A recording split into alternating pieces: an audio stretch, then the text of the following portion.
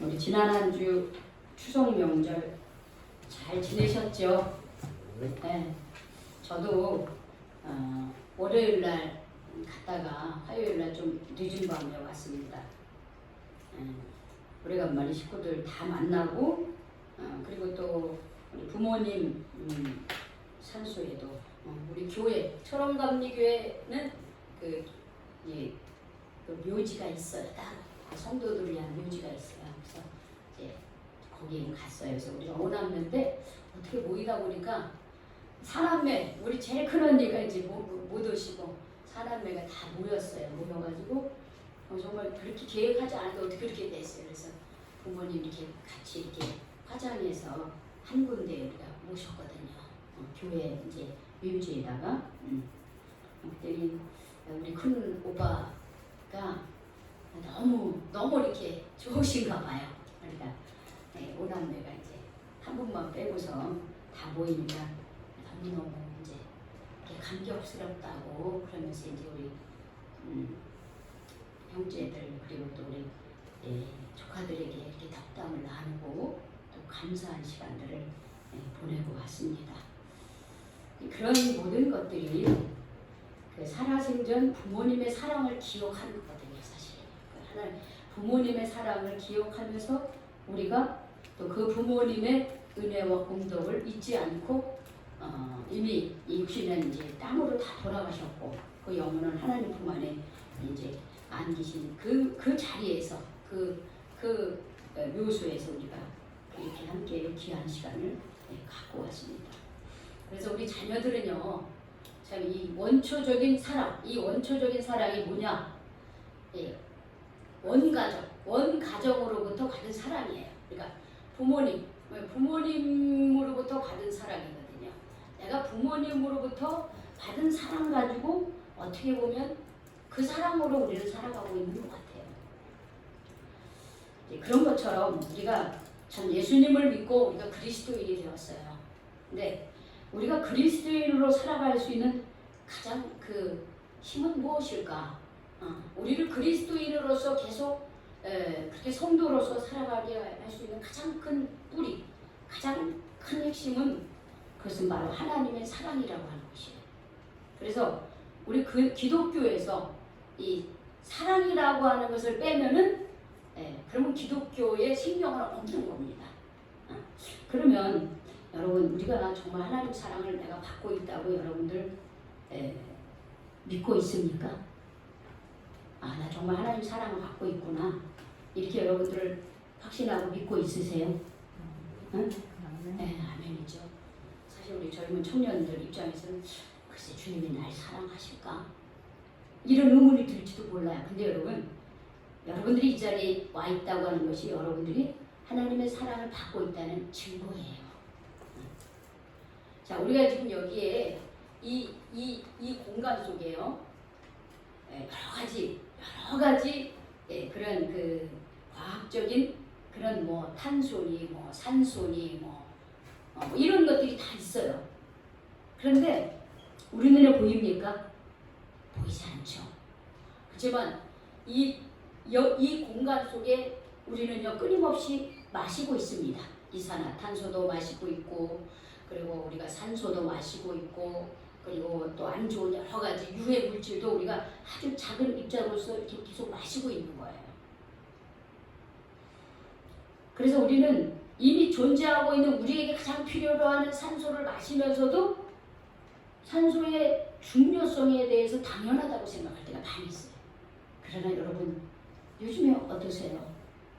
코로나 바이러스로 인해서 우리가 참 이렇게 숨 쉴 수 있다는 거. 이 마스크를 쓰지 않고 숨 쉬면서 일상생활을 한 것이 얼마나 기적이고 그 일상이 얼마나 큰 축복이라고 하는 것을 우리는 지금 그걸 아는 거예요.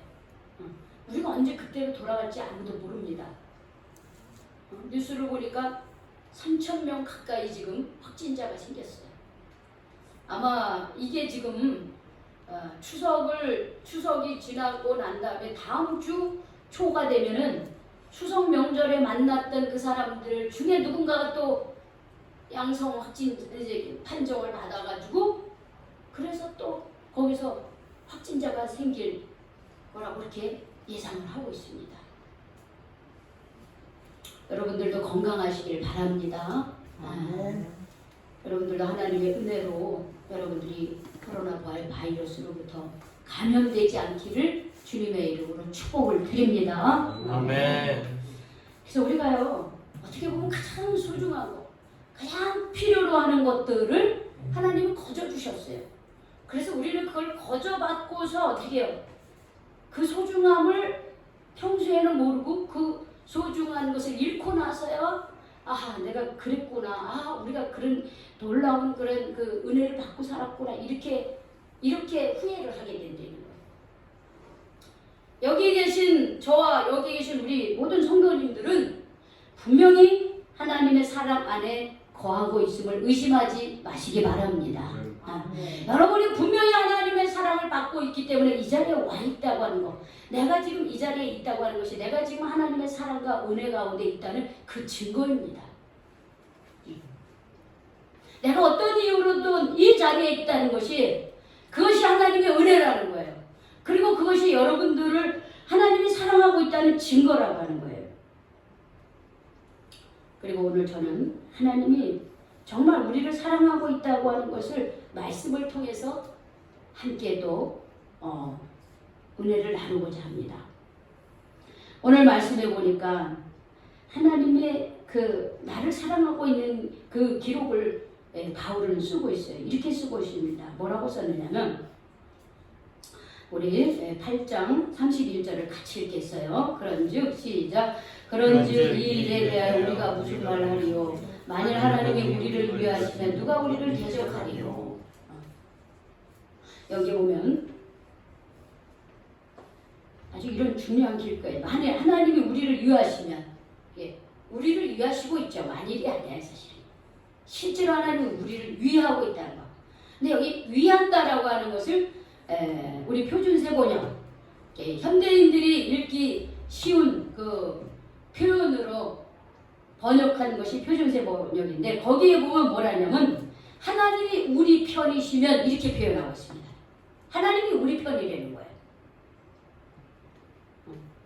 여러분 내 편, 하나님이 내 편이시라는 거예요. 더 쉽게 말하면.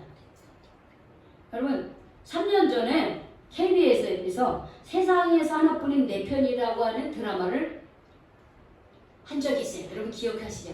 최수종 씨가 이제 주인공으로 나왔는데 이제 알죠? 그게 시청률이요 거의 50%나 됐어요. 지금 전 국민의 반이 그 하나뿐인 내 편을 맞대는 거예요. 근데 그 내용이 뭔지 아시죠? 그쵸?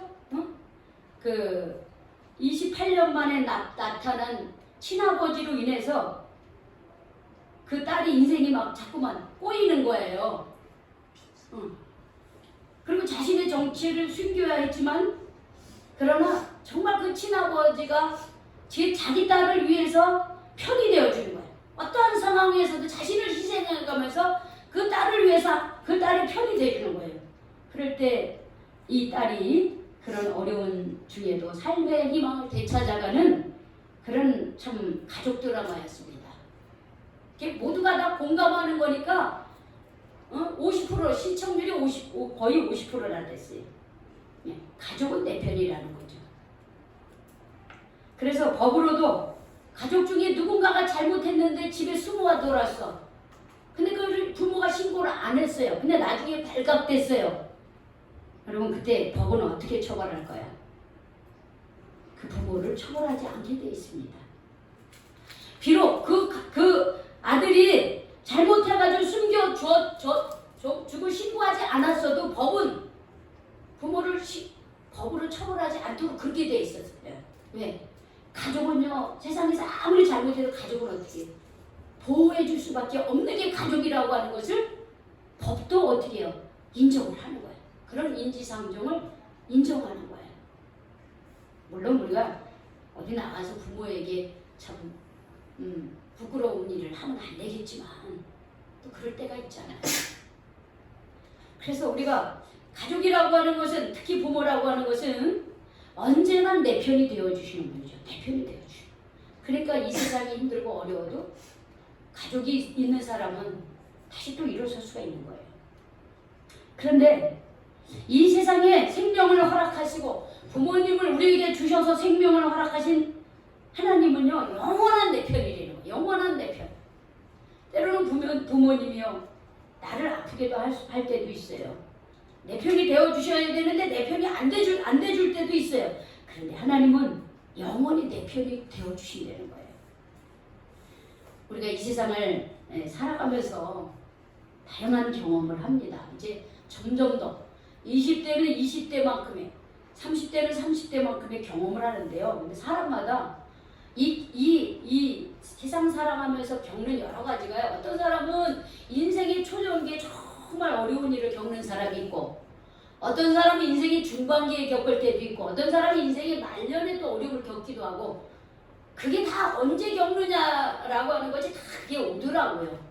그래서 어떻게 보면 인생을 그냥 살아보면 공평하다라고 이렇게 얘기할 때가 많이 있어요. 그런데 이거 말고도 우리가 인생을 살면서 수많은 그런 어려움을 겪을 수가 있습니다. 그래서 실패도 할 수 있고요. 실패도 할 수 있고 그리고 좌절도 할 수가 있습니다. 그런데 영원한 내 편이신 하나님이 있다고 한다면요, 얼마나 큰 힘이 되겠습니까? 영원한 내 편이신 하나님이 나와 함께 하셔. 여러분 시편 한번 찾아볼까요? 너무 좋은 말씀이라서 우리 내 편이신 하나님이 어떻게 나와 함께 하시는지 우리 구약성경 시편 한번 보겠어요. 시편 139편입니다. 시편 139편 구약성경 904쪽입니다. 구약성경 904쪽 여기 맨 위에 보고 쪽이나 몇 페이지가 나오죠? 맨 위쪽에 시편 139편 7절에서 10절 말씀.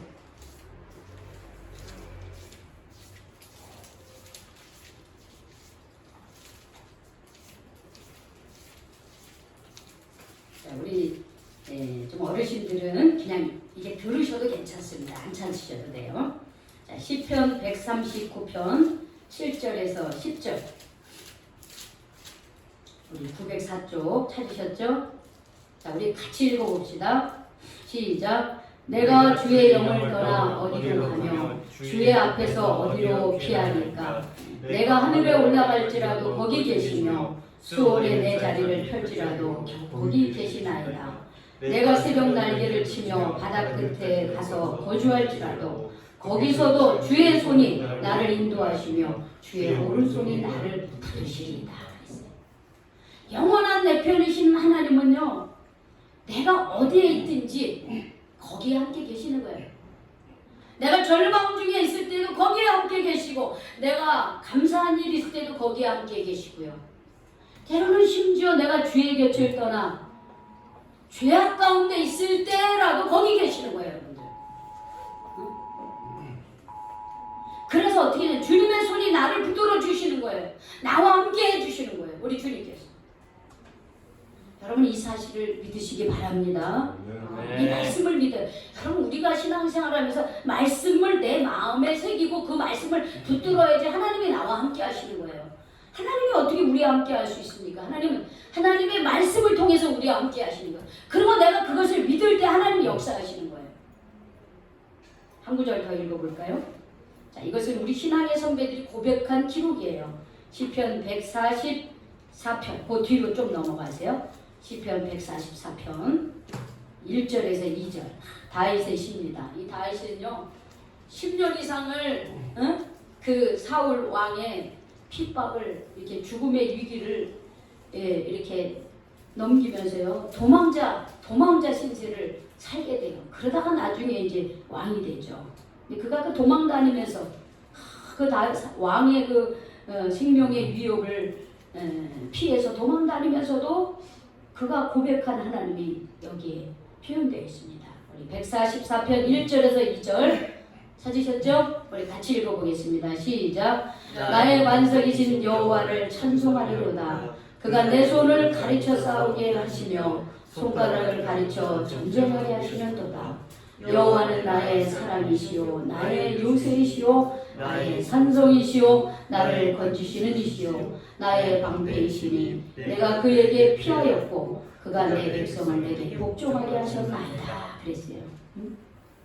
하나님께서 전쟁하러 나갔는데요. 하나님께서 전쟁을 어디를 치고 어디를 공격해야 될지 하나님이 가르쳐 주셔요. 뿐만 아니라 그런 하나님은 나의 사랑이고 나의 요새이고 나의 산성이고 나를 건지시는 이시고 나의 방패이시고 나는 내가 그에게 어떤 어려움이 있어 그에게 피할 수 있는 영원한 내 편이 누구라고요? 하나님이라는 거예요. 영원한 내 편이 하나님이라는 거예요. 여러분 환난을 당할 때 내 편이 되어주신 하나님의 품 안에서 위로와 힘을 얻으시기를 축복합니다. 아멘. 영원한 내 편이에요. 그렇게 하나님은 우리를 영원한 내 편으로 나를 사랑해 주십니다. 여러분 우리가 왜 고독합니까? 우리가 왜 외롭습니까? 여러분 왜 우리가 자살합니까? 나 혼자라고 하는 거예요. 내 고난 중에 나 혼자밖에 없다라고 하는 것 때문에 외로워하고 고독하고 그리고 심지어는 자살하는 거예요. 그 사람의 마음속에 하나님의 영원한 내 편이신 하나님에 대한 믿음이 있다고 한다면 그렇게 안 해도 돼요. 그렇게 스스로 안 죽어도 돼요. 그런 영원한 내 편이신 하나님이 내 안에 없어. 그 하나님을 몰라. 그러니까 죽는 거예요. 하나님은 여러분의 영원한 편이십니다. 그다음에 두 번째 하나님은 우리를 어떻게 사랑해 주시느냐 하면은 우리 32절을 읽어보겠어요. 자, 로마서 다시 넘어오세요. 로마서 8장 32절에 보면 이렇게 말씀하고 계십니다. 자, 우리 같이 읽겠어요. 시작. 자기 아들을 아끼지 아니하시고 우리 모든 사람을 위하여 내주시니까 어찌 그 아들과 함께 모든 것을 우리에게 주시지 아니하겠느냐 이렇게 얘기하고 있습니다. 여러분 아버지에게 부모에게 가장 소중한 게 뭘까요? 우리입니까? 자식. 나죠 나. 여러분이 그죠? 자녀예요. 부모에게 가장 소중한 것은요. 돈보다도 명예보다도 자식이 가장 소중해. 자녀가 가장 소중하기 때문에 돈도 벌고 자식이 가장 소중하기 때문에 어떻게 좋은 집을 마련해주고 싶고 돈을 벌어서 더 많이 가르치고 싶고 그런 거예요 사실은요. 그런데 우리는 어떻게 합니까? 그렇게 하다가 자식 때문에 하는데 결국은 어떻게 해요? 그게 더 소중해졌어. 그래서 자식은 뒷전이 되어버려요. 그 돈을 벌기 위해서 자식이 어떻게 살고 있는지 학교 갔다 와서 어떤 생활하는지 어떤 때는 방치가 될 때가 있어요. 그럼 나중에 자녀들이 다른 길로 갔을 때 부모들이 너무나 후회가 되죠. 통해야죠.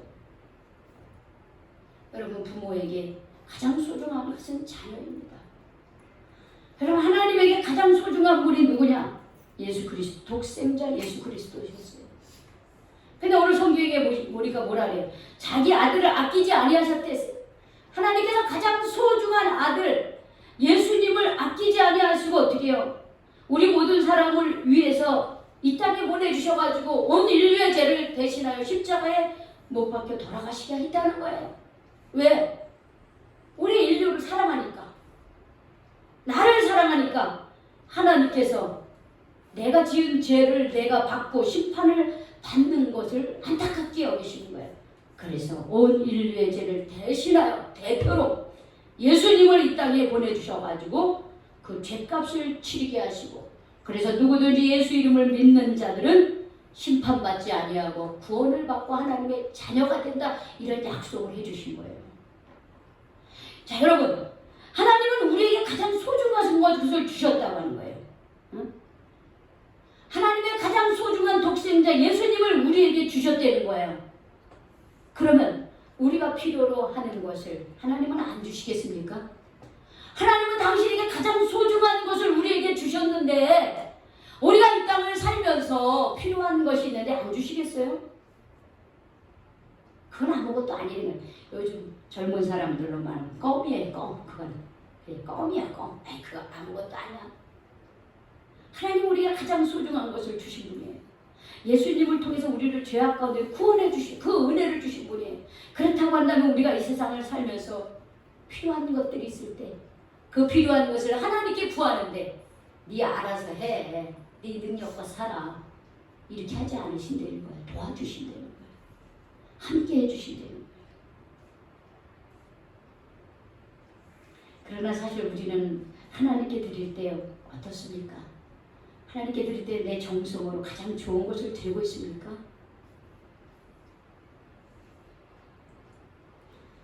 내 거 다 쓰고 헌금 하려니까 없네? 이러면서 아무것도 드리지 않고 있습니까? 하나님은 우리에게 가장 좋은 것을 주셨습니다. 하나님의 생명을 우리에게 주셨어요. 여러분, 우리가 누군가에게 무엇을 줄 때 내 생명보다 소중한 게 어디 있어요? 그 생명을 주셨어요. 우리 하나님 그런 하나님입니다. 우리는 그런 사랑을 받는 사람이에요. 여러분, 여기 있는 모두가요, 그 생명을 주셔서 생명을 다시 사는 그런 생명을 가지고 여러분 죄악 가운데서 끌어내주신 분이에요. 이런 하나님께 우리가 그 은혜에 감사하면서 우리도 하나님 앞에 드릴 때 가장 좋은 것, 가장 정성으로 하나님 앞에 드리시길 바랍니다. 나아가 우리에게 남에게 무엇을 줄 때 내가 쓰다가 남은 것, 이런 것을 주는 게 아니라 나도 쓰고 싶은 것을 여러분 나누어 주시길 바랍니다. 쓰다가 남고 먹다가 남은 거, 아유 이거 못 먹겠네, 에이 좀 나눠 먹을까? 이렇게 찌끄레기 남겨서 나눠 먹지 마시고요.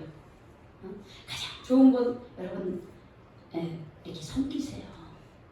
우리 어머니는 그렇게 하셨어요. 우리 어머니는 교회를, 제가 초등학교 4학년 때부터 저랑 같이 신앙생활 하셨는데 교회 다니면서요 가장 좋은 것을 하나님께 드렸어요. 우리가 이제 농사를 지니까는 뭐 거기서 옥수수가 나왔다든지 뭐 오빠가 양봉을 했으니까 벌을 처음으로 땄다든지 이러면 거기서 가장 좋은 것을 이렇게 따로 띄워놨다가 목사님 앞에 드리는 거예요. 목사님 드세요. 성경에 보면 첫 열매를 하나님께 드리라 그랬잖아요. 그러니까 그거를 목사님께 받아 하나님께 드리는 거예요. 하나님께 드리고. 그리고 또 이렇게 이웃집에 누가 이렇게 놀러 와요. 그럼 우리 엄마는 얼마나 남을 대접하는 걸 좋아하셨는지 몰라.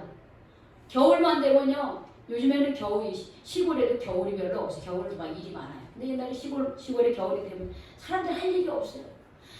그렇게 우리 집에 놀러 와 사람들이. 어머니가 뭐 옛날에 뭐 별 특별한 게 뭐 있어요. 그런데도 그때는 먹을 게 부족했던 시절이에요. 고구마를 쪄서 대접을 하고 빵을 직접 만들어가지고 대접을 하고 얼마나 그렇게 대접을 했는지 몰라요. 또 신앙생활을 하면서는 또 어떻게 해요? 또 우리 속회 돌아가면서 금요일날 예배드려요. 그리고 또 어머니는 그 속도원 식구들이 끝나고 나면 먹을 거를 정성스럽게 대접을 하고 목사님들이 신방 어머니 정성스럽게 당신이 준비할 수 있는 최대의 음식을 준비해서 그렇게 대접을 하고요. 저는 요즘에 우리 오남매 이렇게 삶을 보면서 참 이렇게 담쟁이 뻗어가듯이 우리 참 식구들이 이렇게 점점 좋아지는 모습들이 참 있어요. 이제 우리 어머니의 신앙이 1대는 저희가 2대고 3대가 우리 조카들인데 보면 의사도 나오고 경찰관도 나오고 선생님도 나오고 이런 전문 직종이 3대에 가니까 막 열매를 맺는 거예요. 그런데 다 어디로부터 시작됐을까? 바로 우리 부모님의 그 믿음 안에서 사는 삶이 그렇게 하나님이 축복해 주는 것이다. 저는 그렇게 보고 있습니다.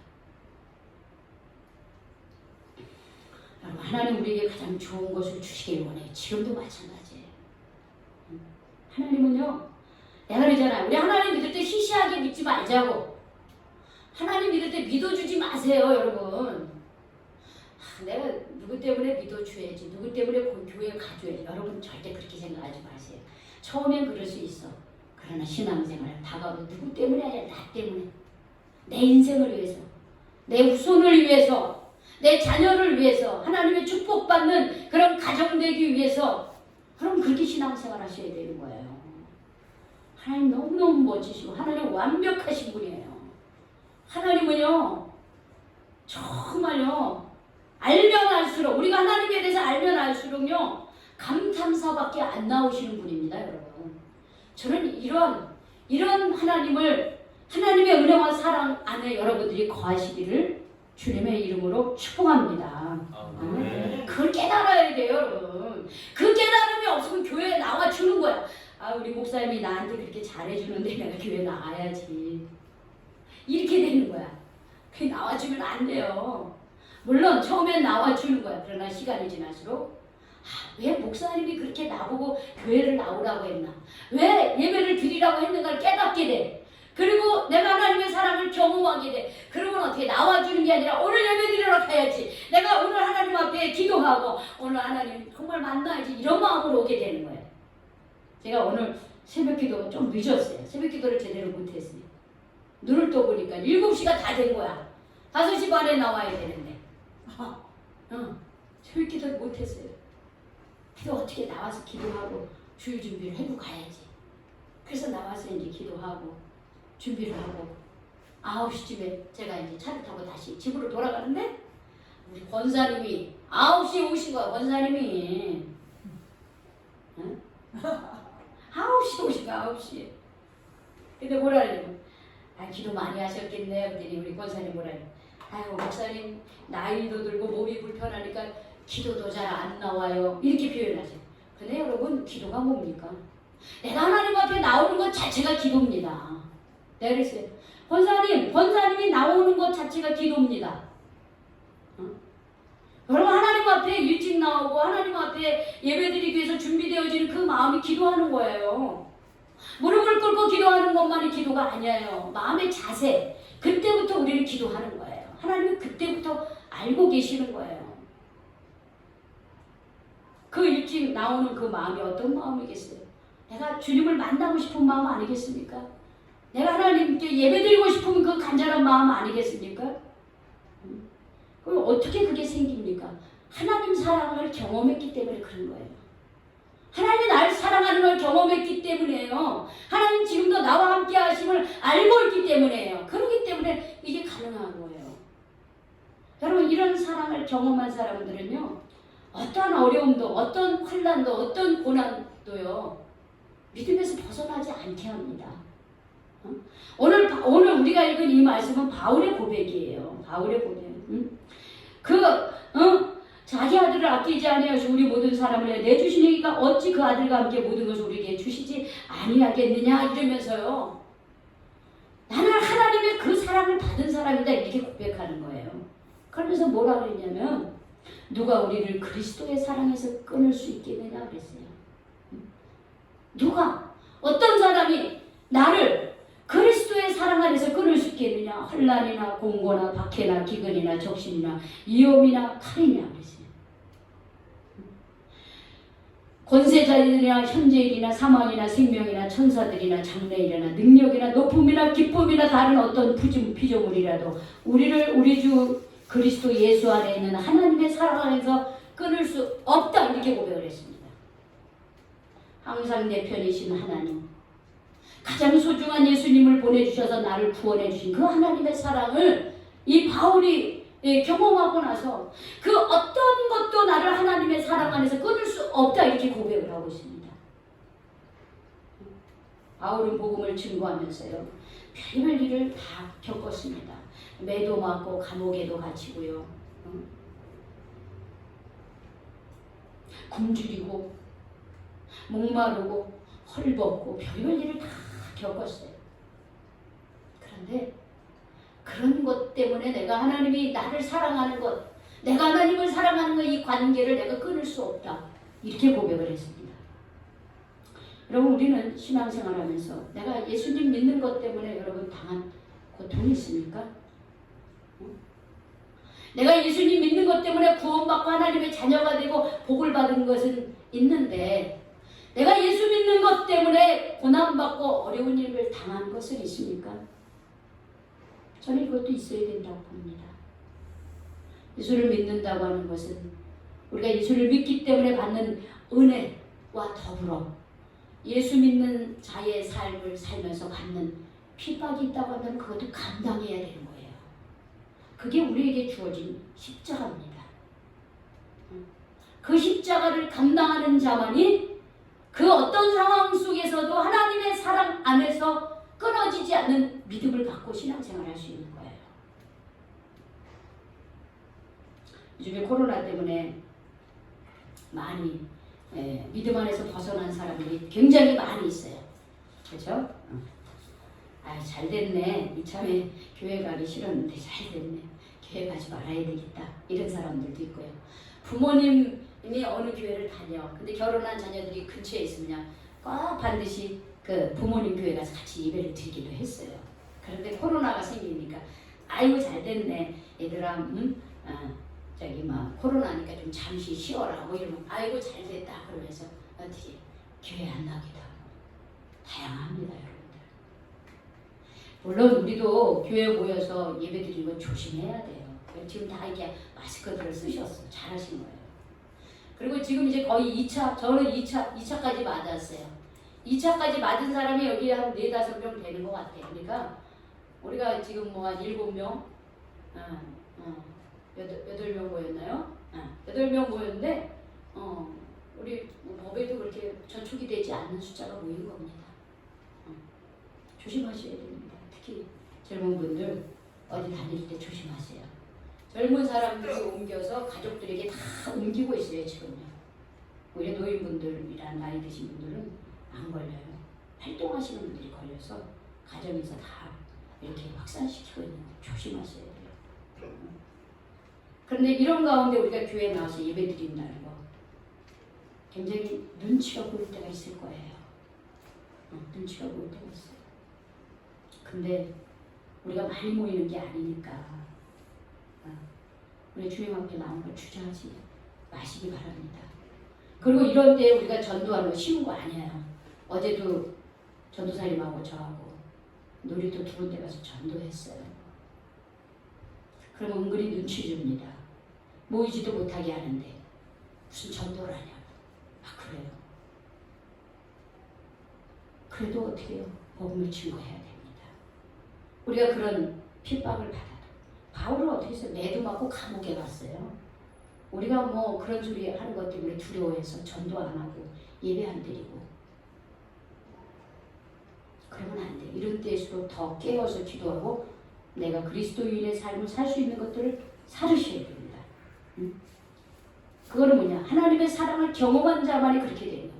하나님의 사랑을 체험한 사람만이 그렇습니다. 여러분이 오늘 이 말씀을 통해서 하나님은 지금도 나를 사랑하고 계시는구나 하는 것에 대한 확실한 믿음을 가지시길 바랍니다. 그리고 그 하나님은 여러분의 영원한 편이 되어주시고 가장 좋은 것 주신 하나님이시라고 하는 것. 예수님을 우리에게 주셨고 그 예수님은 부활하셔서 지금도 하나님 우편에 계시면서 나를 위해서 중보기도 하고 계신다는 거예요. 여러분들. 중보기도가 뭐예요? 다른 사람을 대신 기도하는 걸 중보기도 하고 있어요. 예수님은 그렇게 하고 있습니다. 여러분 이 사랑을 우리는 받고 있습니다. 이 사랑 받고 있는 것에 대해 의심하지 마시고 확실히 믿으시기 바랍니다. 그러면서 여러분들이 이 사랑 안에 있으면서 이 하나님 사랑 안에 있으면서 어떤 시련과 어려움이 있다 할지라도 여러분들 주님이 여러분의 사랑이 하나님의 사랑이 여러분 가운데 있으면 그 모든 것을 이길 수 있는 지혜와 힘을 넉넉히 주십니다. 그러면 어떤 시험도 이기시는 그런 그리스도인들이 되시길 여러분의 마음속에 하나님의 사랑이 가득하여 어떤 환난도 이겨내고 어떤 시험도 이기시는 그런 그리스도인들이 되시기를 주님의 이름으로 축복합니다. 아멘. 기도하겠습니다. 주님 오늘 하나님이 저희들을 사랑하신다고 하는 것을 말씀을 통해서 깨닫게 해주셔서 감사드립니다. 주님 우리가 정말 하나님이 나를 사랑하시는가? 라는 질문을 가질 때가 있습니다. 그러나 이미 사랑받고 있기 때문에 하나님이 이미 나를 사랑하시기 때문에 이 거룩한 자리에 저희들을 불러주셨음을 믿습니다. 더 이상 하나님의 사랑에 대해서 의심하지 않게 하여 주시옵소서. 그 하나님이 지금도 영원토록 내 편이 되어주시고 그 하나님께서 지금도 예수 그리스도를 통하여 나를 구원해 주셨으며 가장 좋은 것 주신 하나님께서는 지금도 나의 필요를 채워주시기를 원하시고 내게 가장 좋은 것을 또 주시기를 원하시는 하나님이라는 것을 분명히 깨닫고 믿음 안에 살아갈 수 있도록 인도하여 주시옵소서. 하나님의 사랑 가운데 거하며 하나님이 원하신 것에 순종하는 저희들의 삶이 될 수 있도록 주여 이끌어 주시옵소서. 아멘. 예수님의 이름으로 기도 올리옵나이다. 아멘.